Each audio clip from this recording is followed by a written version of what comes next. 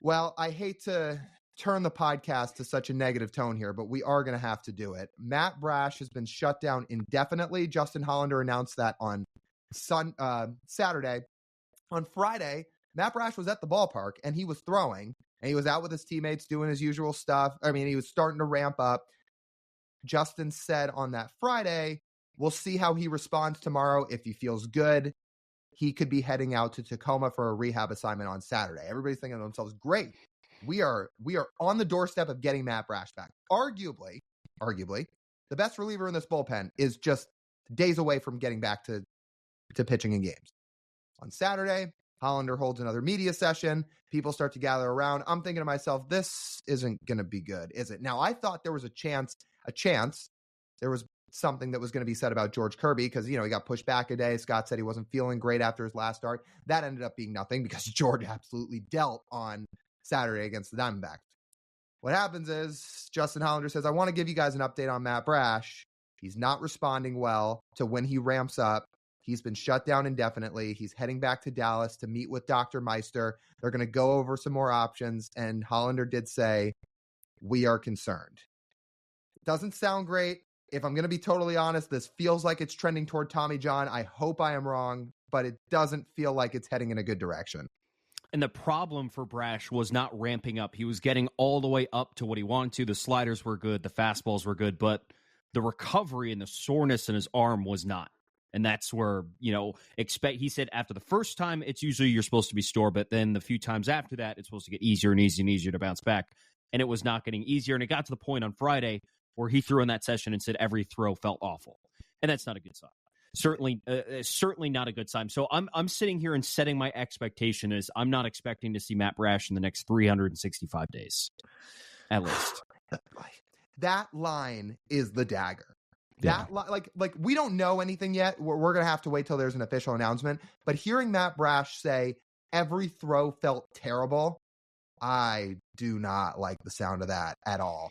Like no. It's good that he can ramp up and get up to his max stuff. It's just like he's not responding. Like again, he's not starting to feel better yet. Which, look, if you want to try and play glass half full, let's do that for 60 seconds here.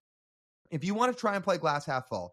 Maybe there's a chance Matt Brash goes down to Dallas, meets with the doctors. They say it's soreness. It's additional soreness. There's a little bit of further inflammation. There's nothing torn. It's not a UCL. You're going to have to you're going to have to wait it out for a couple weeks now and get back into a throwing program. If you want to look at it like that, maybe there's a chance that Brash shuts it down for another couple weeks. If he gets back to ramping it up, maybe he starts to feel better. Maybe he can get back in later June or July and still pitch the second half of the year. But that feels like, I don't know, I'll put it at a 5% chance. I hate saying that too. I love watching Matt Brash. Honestly, of every arm on this team, I think he's my favorite to watch, starters and relievers included. Just like when he's on, there's nobody more disgusting than Matt Brash to watch. And I know how important he is to this bullpen. So to see him trending this way, man, it really does suck. I had to put on some Marvin's Room last night and just scroll through Pitching Ninja's Twitter, watching Matt Brash sliders over and over and over again to make myself feel better. Because, that's probably the only, it feels like that's most likely we're not going to see those Matt Brash sliders this year. So then the question turns around on the Mariners bullpen, Lyle. How do they replace what Matt Brash did last year? And we spent a lot of the offseason sort of detailing the Matt Brash role of what they wanted to do with him last year. Yeah, he had a lot of appearances, but he had a very specific role. He came up in the first danger situation of every single game. And trying to think of which Mariners reliever occupies that role now and if they can sustain it throughout the season, because frankly, no reliever in that bullpen, as good as they is quite like Matt Brash. It is really hard to match. But you know what? First of all, Trent Thornton has sort of occupied that role, like first higher leverage situation. It's not quite the same as Brash because he's not Brash, but he's been pretty good this year. And if you think about it, their pitching profiles are actually pretty similar, Lyle. Mm-hmm. Focus on a fastball and a sweeper. That's it. Thornton has a slider too, like a bullet slider, but fastball slider combination for the two of them. Thornton doesn't throw quite as hard as Matt Brash, but he's been pretty effective this year.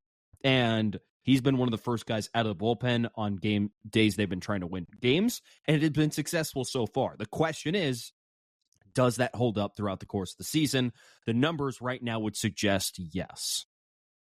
That'd be great. Look, the Mariners are still the number one bullpen in baseball right now by ERA. It's not like they're struggling. It's just the idea of when Brash and Santos would have hypothetically gotten back. Well, Santos is still on the right track to get back. But with all those guys getting back, thinking about what this bullpen could be, that's what's breaking my heart. I legitimately believe what I said once the Mariners signed Ryan Stanek and what the two of us had talked about.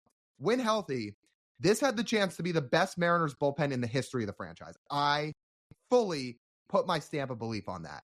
Look what they're doing without Brash and Santos right now. They're number one in bullpen ERA in baseball without two of the best relievers in baseball. Now, if those two got back, I mean, like, the Mariners could score, 10 runs throughout the postseason and win the World Series or something like that with this rotation in this bullpen? But to not have Brash, it changes things. They're still going to be a really good bullpen, but it's not the same bullpen. I think the key now is getting Santos back. If they can get Santos back, they'll probably be okay. Yeah. Like they won't have it won't be the Maserati. Instead, it'll be a step below that. What's a step below Maserati? Do you know? Are you that car fluent? A Porsche? Sure. Yeah. We got the Porsche. We got the Porsche, not the sedan, the whichever one that has the four doors. Anyways, that's what we're talking about. Slightly lower level sports car, but we make it work. I think they'll make it work. And look, if the Mariners think they need one more arm at the deadline, they could go get another arm at the deadline. I'll give Ty credit for this idea. And we do talk about it a little bit in the interview if you want to hear more about it. But here's an idea, people. If the Diamondbacks continue to not play well and they're around the 500 mark at the deadline, and there's a certain reliever in that bullpen with half a year of club control that's about to hit free agency, and you're not going to the playoffs, maybe there's a team that could use him. Maybe there's a team that could trade for him. He's not going to cost a lot for 2 months. You know who I'm talking about, too. Think about how sick it would be if they got Paul Sewald back. That would be pretty sick. So don't get my hopes up, Lyle. If you want to see that happen, root for the Diamondbacks to keep losing games. Because, again, like right-handed arm, you feel like you need one more high-leverage guy. Don't totally rule it out. That's all I'll say. I think that's the only thing that would fill the Matt Brash size hole in my heart. Mm-hmm. Same. Yeah. So, yeah. Anyway, we'll get into that a little bit more in our convo with Ty. But to wrap this up, we will sit here. We will cross our fingers. Hope somehow, some way, Brash can avoid another major bullet. But it doesn't sound great.